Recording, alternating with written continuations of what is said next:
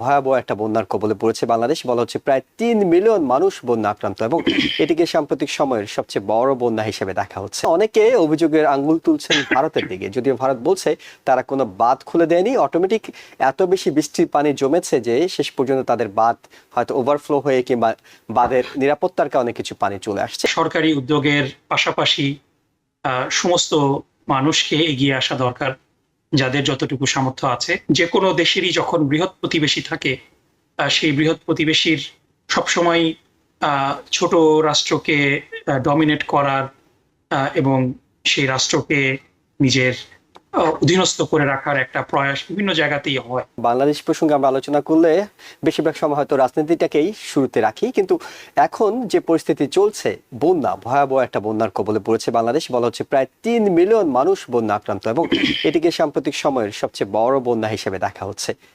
অল্প কিছু উদ্যোগ আমরা সরকারের পক্ষ থেকে দেখতে পাচ্ছি, কিন্তু বন্যা নিয়ে তারা আগে থেকে আগাম প্রস্তুতি যে বিষয়টি থাকে সেটি খুব একটা দেখা যাচ্ছে না। অনেকে অভিযোগের আঙ্গুল তুলছেন ভারতের দিকে, যদিও ভারত বলছে তারা কোনো বাঁধ খুলে দেয়নি। অটোমেটিক এত বেশি বৃষ্টির পানি জমেছে যে শেষ পর্যন্ত তাদের বাঁধ হয়তো ওভারফ্লো হয়ে কিংবা বাঁধের নিরাপত্তার কারণে কিছু পানি চলে আসছে। এই ধরনের নানা ধরনের বিষয় হচ্ছে। আমরা প্রধান উপদেষ্টাকে দেখেছি ভারতের হাই কমিশনারের সঙ্গে দুদেশ একসাথে কিভাবে কাজ করা যায় এসব প্রস্তাবনা দিতে।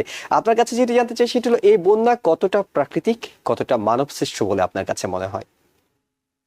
জি, অনেক ধন্যবাদ জুয়েল ভাই। প্রথমেই আমি বাংলাদেশের পূর্বাঞ্চলের জনগোষ্ঠী, প্রায় আপনি যেটা বললেন 30 লাখ মানুষ আজকে পানিবন্দী। আমি মন থেকে দোয়া করি আল্লাহ রাব্বুল আলামিন যেন তাদেরকে ভালো অবস্থায় রাখেন। অনেকেরই ঘরবাড়ি ডুবে গিয়েছে, তারা যেন নিরাপদ আশ্রয় পায়। এবং সাথে সাথে সরকারি উদ্যোগের পাশাপাশি সমস্ত মানুষকে এগিয়ে আসা দরকার, যাদের যতটুকু সামর্থ্য আছে এই দুর্গত মানুষের পাশে দাঁড়ানোর জন্য। আমি সবার প্রতি আহ্বান জানাচ্ছি যে এটা একটা জাতীয় দুর্যোগ, এবং এই দুর্যোগ আমরা সবাই মিলে যদি চেষ্টা করি আমরা মোকাবেলা করতে পারবো। শুধু সরকারের একার পক্ষে এই দুর্যোগ মোকাবেলা করা সম্ভব না।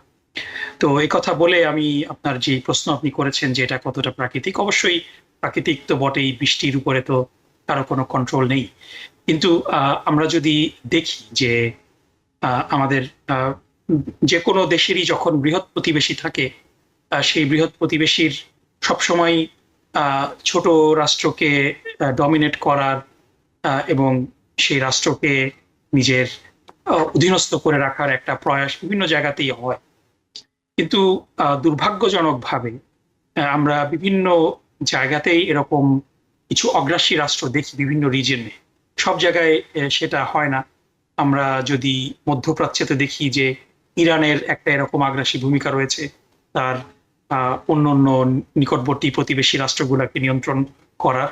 আমরা অবশ্যই দেখেছি যে সবচেয়ে সন্ত্রাসী অবস্থা ইসরায়েলের, প্যালেস্টাইনের এবং স্পেশালি গাজাতে গত কয়েক বছর ধরে আমরা যেটা দেখছি, স্পেশালি অক্টোবর 7 থেকে। কিন্তু ডক্টর নাকিবুর রহমান, তারা তো প্রকাশ্য শত্রু।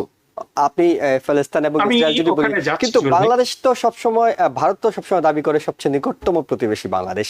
নিকটতম প্রতিবেশী হলে এই বন্যার পানি কিংবা নদীর পানিগুলো নিয়ে এত লুকোচুরি কিংবা এত কিছু কেন? এটা যদি দাবি করেও এই দাবির সাথে বাস্তবতার কতটুকু মিল আছে বাংলাদেশের জনগণ এবং যারা একটু চিন্তাশীল তারা বলতে পারবে। ভারতের থেকে বন্ধুসুলভ কোনো আচরণ কিন্তু গত 50 বছরে বাংলাদেশ পায়নি। সীমান্তে আপনি দেখেছেন যে পাখির মতো মানুষ মেরে ফেলেছে ওই জিনিস থেকে শুরু করে। এবং সবচেয়ে বড় সন্ত্রাসটা হলো পানি সন্ত্রাস এবং নদী সন্ত্রাস।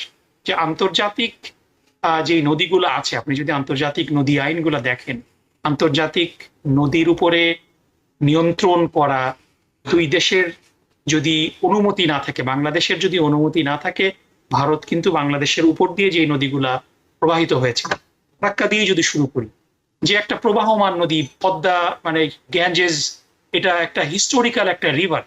সেই পদ্মা নদীর উপর দিয়ে আজকে বাস চলাচল করছে হার্ডিঞ্জ ব্রিজের নিচে, একেবারে শুকনা মৌসুমে একেবারে সি লেভেল গুলো উপরে উঠে যাচ্ছে। তিস্তা ব্যারাজ থেকে শুরু করে বাংলাদেশের প্রত্যেকটা নদী যেগুলো ভারত থেকে যেটার উৎস হয়েছে, এটা পরিষ্কার নদী সন্ত্রাস।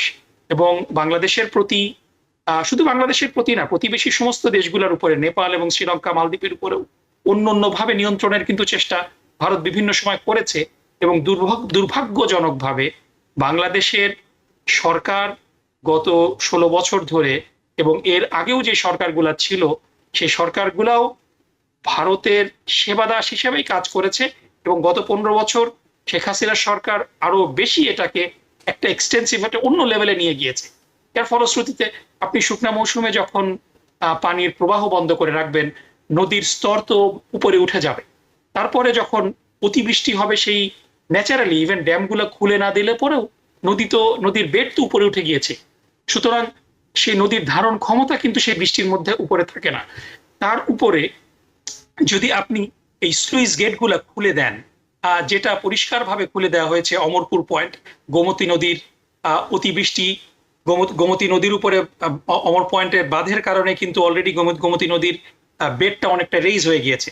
স্বাভাবিক বৃষ্টি হলেও বন্যা হওয়ার সম্ভাবনা, সেখানে অতিবৃষ্টি হয়েছে এবং তার উপরে এই গেটটা খুলে দেওয়া হয়েছে, এবং এটা খুব খোঁড়া যুক্তি যে অটোমেটিক্যালি খুলে গিয়েছে। স্লুইস গেট তো অটোমেটিক্যালি খোলে না, এটা খুলে দেওয়া হয়েছে, এবং এটা পরিষ্কার নদী সন্ত্রাস। এবং আন্তর্জাতিকভাবে আমরা আমরা যেটা বলছি যে বাংলাদেশ নতুন করে স্বাধীন হয়েছে, ভারতীয় আধিপত্যের কারণে বাংলাদেশের মানুষ স্বাধীনতার সুফলটা এতদিন দেখতে পারেনি।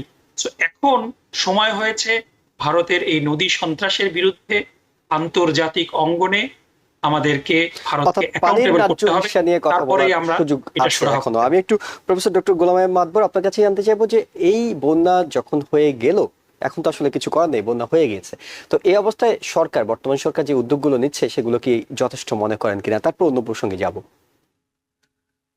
আসলে দেখুন, আমি একটু অ্যাড করতে চাই। আমার বাড়ি কিন্তু কুতুবদিয়া, একটা আইল্যান্ড বঙ্গোপসাগরে, এবং আমার গবেষণা হচ্ছে এই এই কোস্টাল ফরেস্ট্রি, ডিজাস্টার ম্যানেজমেন্ট, এগুলোর উপরে। তো আমি একটু অ্যাড করতে চাই, আমি রিপিট করব না।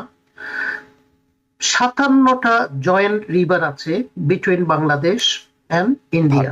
আমরা জানি বাংলাদেশ হচ্ছে ডাউন স্ট্রিমে, ইন্ডিয়া হচ্ছে আপ স্ট্রিমে।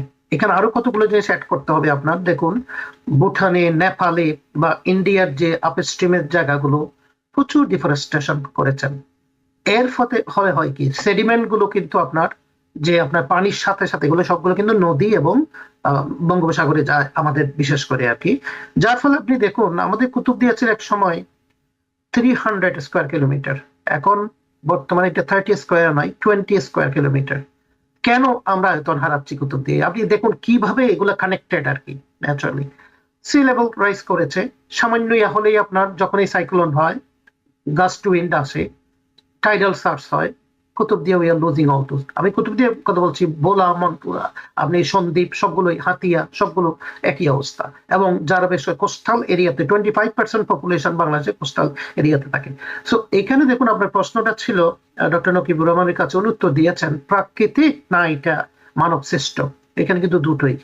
তার উপর অন টপ অফ দ্যাট আমরা জানি, আমরা we went to international court of justice আমাদের ন্যায্য হিস্যার জন্য ফারাক্কায়। যখনই আপনার দেখেন মনসুন হচ্ছে বা অতিবৃষ্টি হয়, স্বাভাবিকভাবে কিছু কিছু, কিন্তু এটাও সত্য আমাদের বলতে হবে যে উপছায়া কিন্তু পানি আসে, সেটাও কিন্তু সত্য। কিন্তু সবচেয়ে বড় কথা যে আমি তো আগে আমার নিজের স্বার্থ দেখবো। তো ইন্ডিয়া যখন তার এরিয়াগুলো ফ্লাডেড হয়ে যায়, স্বাভাবিক স্লুইস গেট গুলো ওপেন করে দেয়, আমরা উই গেট ফ্লাডেড। আর যখন পানি থাকে না, তখন আমরা উই সাফার ইন ড্রাউট, কারণ তারা ওইটা ধরে রাখে। এখন আপনার প্রশ্ন উত্তর আসি যে গভর্নমেন্ট এখন দেখুন ইমিডিয়েট, এইটা কিন্তু আসলে আমরা অনেকটা অবাক হয়ে গেলাম, এই লেভেলে আসবে কিন্তু আবহাওয়াবিদরাও কিন্তু ফোরকাস্ট করতে পারে নাই। হঠাৎ করে কিন্তু পানিটা বেশি আসছে। এখন এখানে ইন্টারন্যাশনাল পলিটিক্স কি আছে বা ইন্ডিয়ার ভূমিকা কি আছে, সেটা এখন বোধহয় একটু গবেষণার ব্যাপার বা একটু দেখার ব্যাপার আর কি।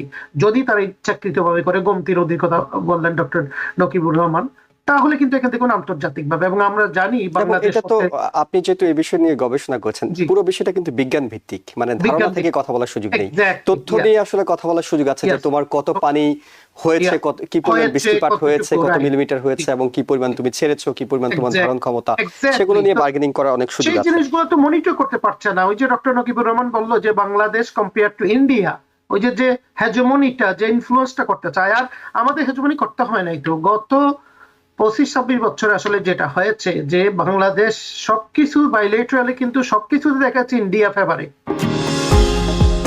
নিউ ইয়র্ক থেকে সম্প্রচারিত TVN 24 টেলিভিশন বিশ্বজুড়ে বাঙালির কণ্ঠস্বর।